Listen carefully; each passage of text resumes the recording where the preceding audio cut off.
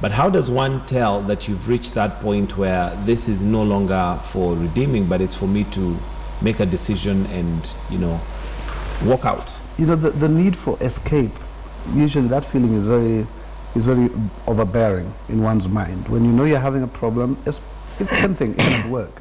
When your boss is on your case every day, the best you do never looks any good, then you feel like you need to change jobs. That's exactly the same thing with the relationship, that if you're not deriving maximum satisfaction from each other, and you keep asking yourself, what am I doing here?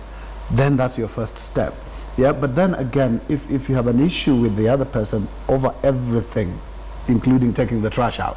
Yeah, then, because those are things you could just do if you're in love. You say, oh, she never takes the trash out, let me do it. It's okay. Yeah, but once the love starts going out, you start thinking, stupid, why are you not taking the trash out? Yeah, so once you have that stage in your life, believe you me, the subtle and the magnified ones will be the same. It's up to you to make that decision and say, I need to walk on.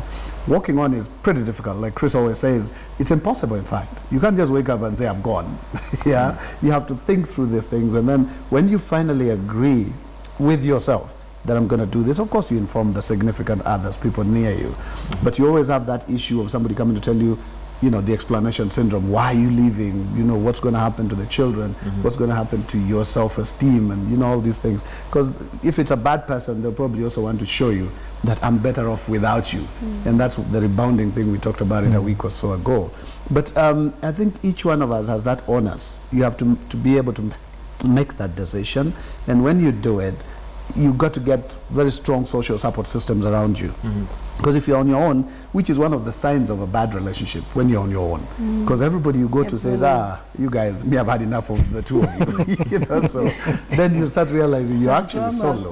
So you have a problem. But if you always have guys who you can run to and say, oh, let me talk to him, because yesterday he came and told me such good things about you. Then even you get taken aback, and you know, you wait for that chance to flourish again.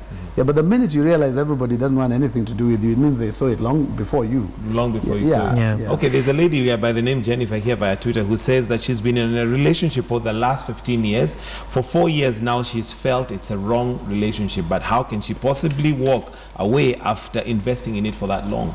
Carol.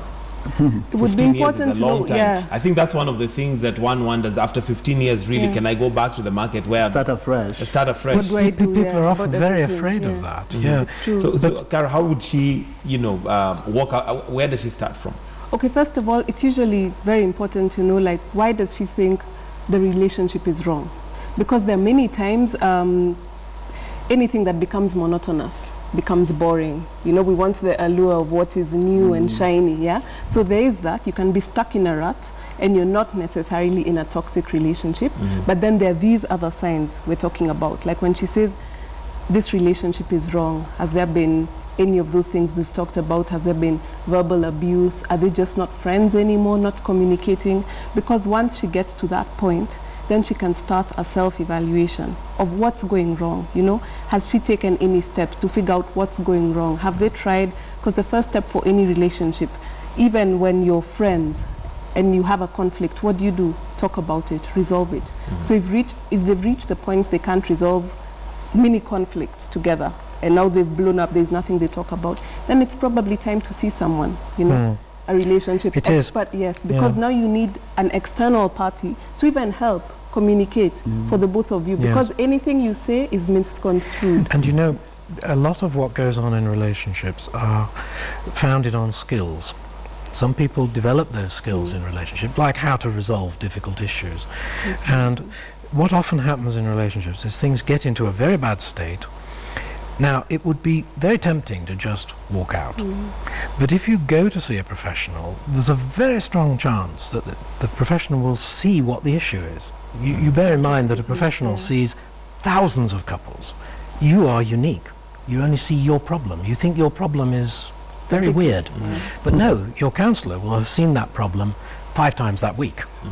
And they know the patterns, and they know what to suggest.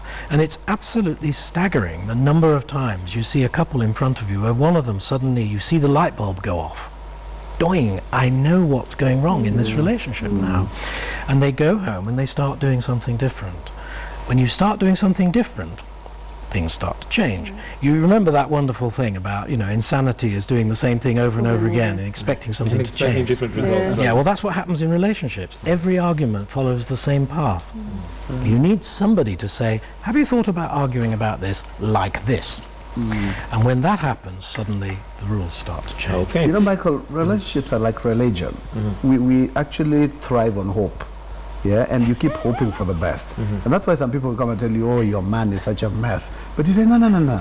Sometimes he's down, but yeah, he's going to get better.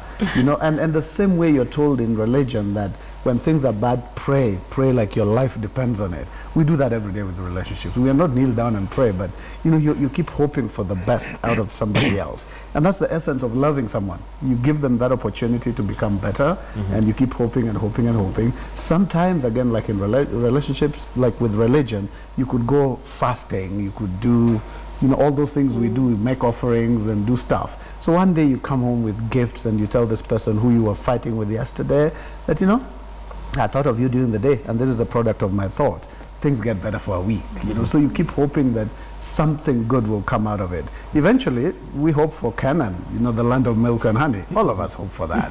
Yeah, and so sometimes when it doesn't work, then now the pastors and the priests come in and start praying for you, thinking, uh-oh, something is bad here. But by then it's too late, you know, you're stuck with each other. 15 years, like for that lady, can be painful because you're thinking, especially if you're a woman, that's the prime of your life. Yeah, you've spent 15 years with someone. So it's not just monetary investment. You're talking about physical, emotional, and all those things. And it gets very scary to walk away. Okay, as we wind up, Carol, rule of thumb when it comes to a relationship, what are some of the things that you must look out for at the beginning of the relationship so that you don't end up with the 15-year-old investment which you don't want to let go, and at the same time it's not doing you any good? Okay, whenever you meet someone who you're dating or who you want to probably marry, ask yourself, how do I feel when I'm with this person? Does this person make me feel better? Does this person make me want to be a better person? Or do I leave there feeling criticized, you know, feeling discouraged? Yeah. Number two, how do we communicate? If whenever we're together, we're on our phones or tablets, we have nothing in common. Yeah. So we meet and we ask, how was your day? And there's nothing to talk about, then what are you doing there? Yeah. Number three, why are you entering the relationship?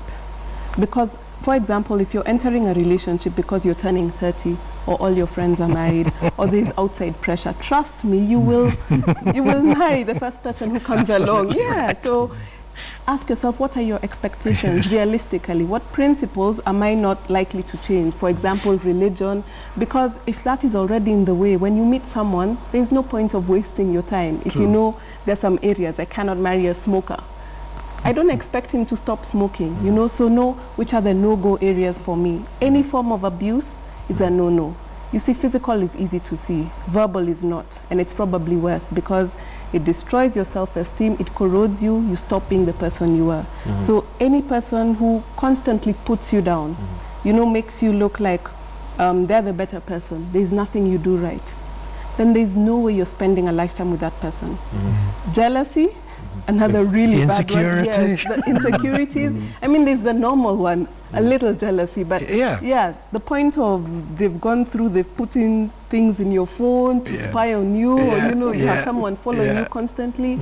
You're not allowed to talk to any male person, even if it's a colleague at the office. Even parts of your family. Exactly, then that's a no-go area.